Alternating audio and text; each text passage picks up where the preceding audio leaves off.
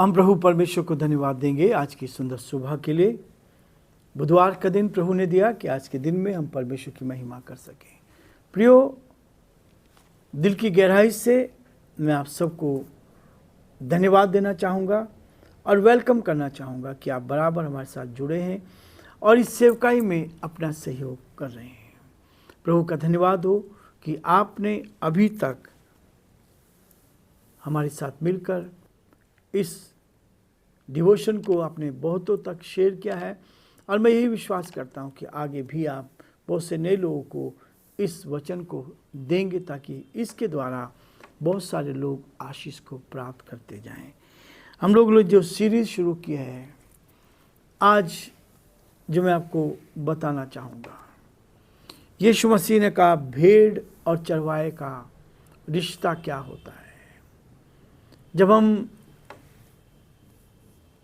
बैतलहम में गए, नासरत में गए, अलग अलग जगह हमने जब देखा, वहाँ के खान पान को देखा, उन सारी बातों को जहाँ यीशु मसीह रहा था, वहाँ हमने वो भेड़ें भी देखी। जो भेड़ें, और उसका एक संदेश है, बहुत अच्छा संदेश है। इसलिए आज मैं आपके सामने यूहन्ना उसका 10 अध्याय में से पढ़ना चाहूँगा। यीशु मसीह ने ये दृष्टांत भी कहा था, चरवाहे और भेड़ का रिश्ता दिया है और ये दृष्टांत उसने कहा है। इसलिए आज हम उसी बात को देखने की कोशिश करेंगे जो यूहन्ना उसके 10 अध्याय में पाया जाता है। मैं इसको आपके सामने पढ़ूंगा क्योंकि यही उस हिस्से से रिलेटेड है जो हमने वहाँ पर देखा था। लिखा है, चरवाहा और भेड़ों का दृष्टांत, 10 अध्याय का पहला पद। यीशु ने कहा, मैं तुमसे सच सच कहता हूँ, जो कोई द्वार से भेड़शाला में प्रवेश नहीं करता परंतु किसी दूसरी ओर से चढ़ जाता है, वह चोर और डाकू है। परंतु जो द्वार से भीतर प्रवेश करता है, वह भेड़ों का चरवाहा है। उसके लिए द्वारपाल द्वार खोल देता है और भेड़ें उसका शब्द सुनती हैं और अपनी भेड़ों को नाम लेकर बुलाता है और बाहर ले जाता है।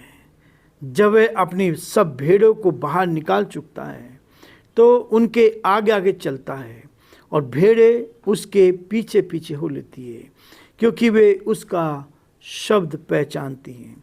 परंतु वे पराये के पीछे नहीं जाती, परंतु उससे भागेंगी, क्योंकि वे परायों का शब्द नहीं पहचानती।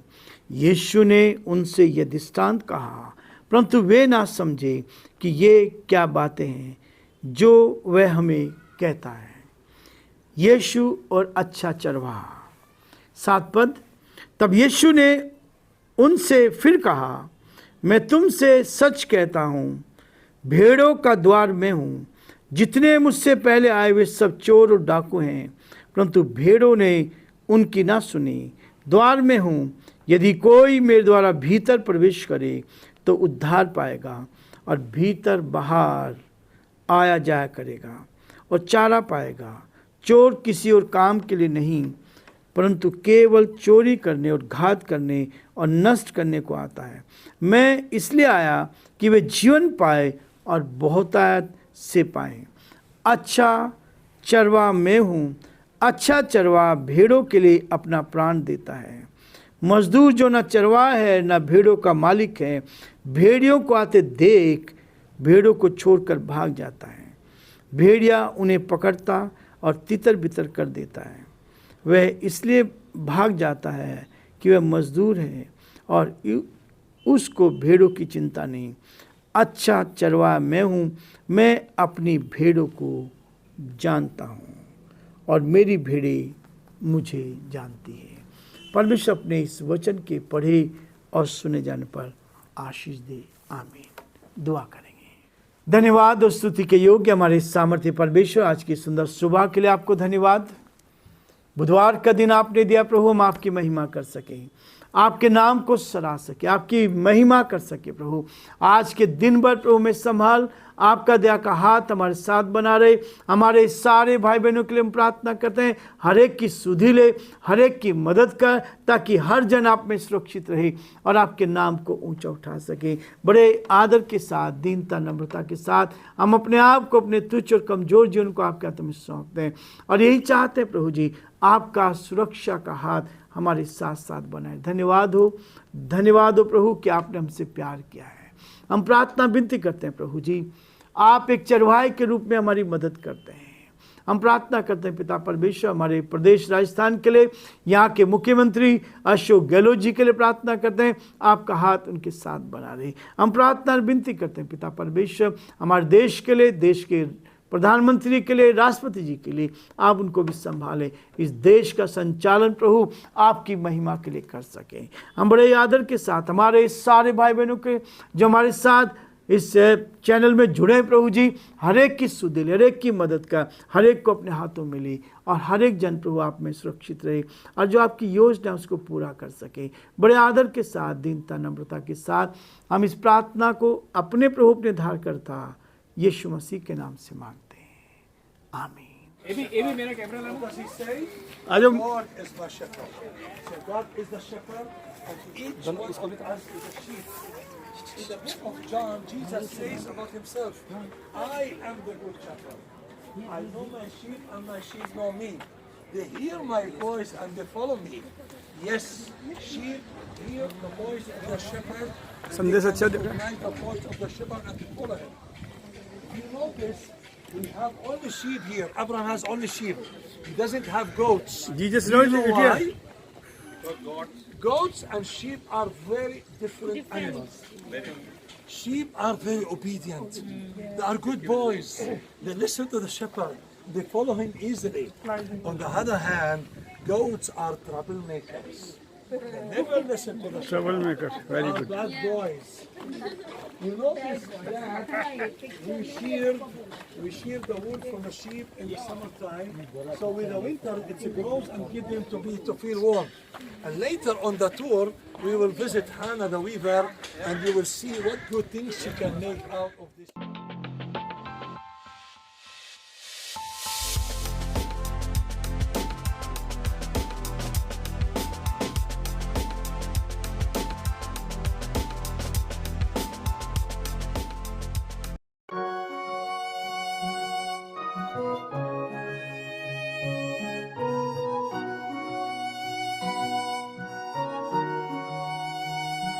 कलवरी के पास खड़ा हो,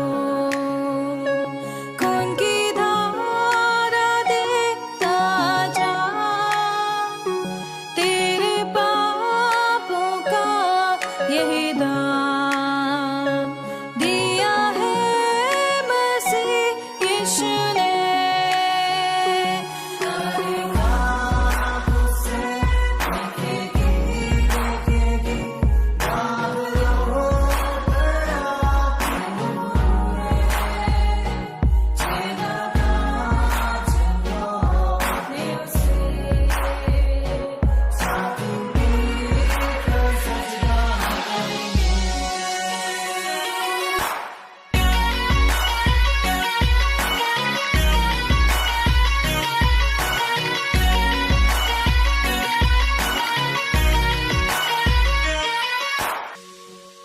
ये हुआ सब तेरे लिए, तूने भी उसे छेड़ा था,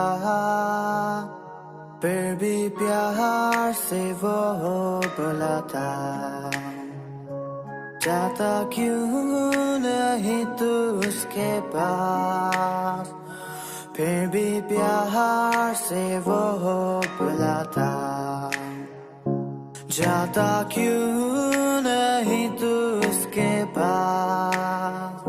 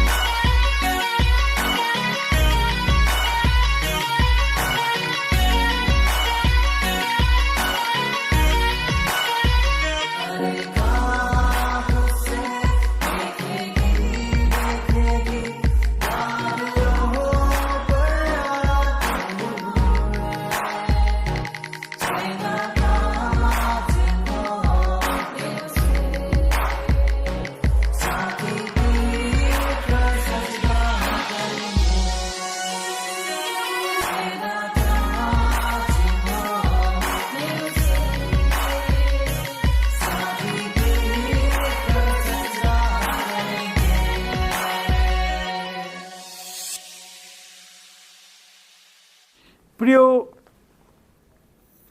यीशु मसीह के बारे में जो हम देखते हैं और जो हमारा अध्ययन चल रहा है रोमियो का, इन दोनों को जब हम कंपेयर करते हैं, देखते हैं, तो बहुत सारी बातें हमारे सामने खुलकर आती हैं।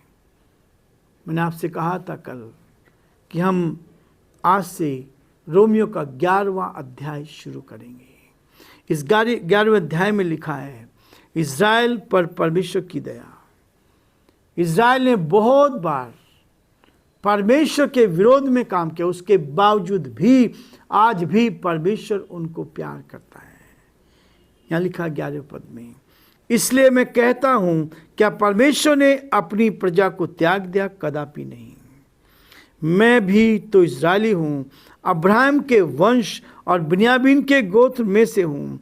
परमेश्वर ने अपनी उस प्रजा को नहीं त्यागा जिसे उसने पहले ही से जाना। क्या तुम नहीं जानते कि पवित्र शास्त्र एलिया के विषय में क्या कहता है कि वह इज़राइल के विरोध में परमेश्वर से विनती करता है। परमेश्वर अपने वचन पर आशीष दे। प्रियो, परमेश्वर इज़राइल को आज भी प्यार करता है। इसलिए मैं कहता हूँ, पौलुस कह रहा, जो इज़राइली था, जो इज़राइल यहूदी था, और परमेश्वर के वचन को, जो पुराना नियम है जिसको तोरेत कहते हैं, पुराने नियम की पहली 5 किताबें जिसको तोरेत कहते हैं, उस पर विश्वास करने वाला, उसके अनुसार चलने वाला और पूरी कट्टरता से उसके साथ चलता था। लेकिन इस पौलुस के जीवन में भी प्रभु ने बदलाव किया।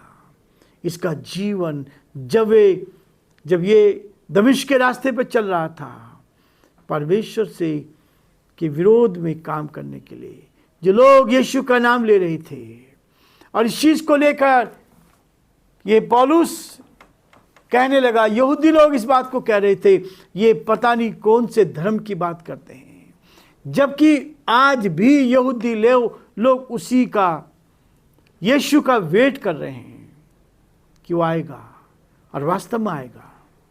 यीशु मसीह फिर से दोबारा इस दुनिया में आने वाला है। ये हमारा विश्वास है।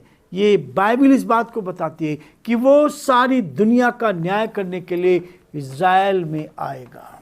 इसलिए इज़राइल देश जो है पूरे दुनिया के सेंटर में है, सेंटर में है।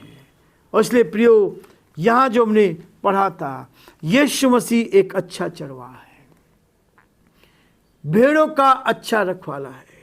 वो हमें जीवन देता है, वो हमारी सहायता करता है, हमें बुराई से बचाता है, हमारे जीवन में अच्छी बातों का उपजाता है, ताकि हम परमेश्वर के साथ चले। 4 पद में कहता, जब वह अपनी सब भेड़ों को बाहर निकाल चुकता है तो उनके आगे आगे चलता है। वो हमारी रक्षा करता है, वो हमारे लिए अच्छे भोजन का प्रबंध करता है, वो हमारे लिए अच्छे पानी का प्रबंध करता है, वो हमें अपने साथ साथ ले जाता है। वो कहता है, मेरी भेड़ें मेरा शब्द सुनती है और मैं उनका शब्द सुनता हूँ। इसलिए मुझसे मांगते हैं, जब प्रार्थना करते हैं तो प्रभु उसका उत्तर देता है। चमत्कार होते हैं, सामर्थ के काम होते हैं, शक्ति के काम होते हैं, अपनी उपस्थिति का एहसास देता है। इसलिए प्रियो, परमेश्वर का वचन इस बात को कहता है कि हम परमेश्वर के साथ आगे बढ़ते चले जाएं और प्रभु की महिमा करें। प्रियो, हम आज यहीं रुकेंगे ताकि हम परमेश्वर की महिमा कर सकें, और कल फिर नए विषयों को लेकर, नए वीडियो को लेकर हम आपके सामने होंगे, ताकि प्रभु हमें आशीष दे और प्रभु की आशीष को हम प्राप्त कर सकें। प्रभु आप सबको बहुत आशीष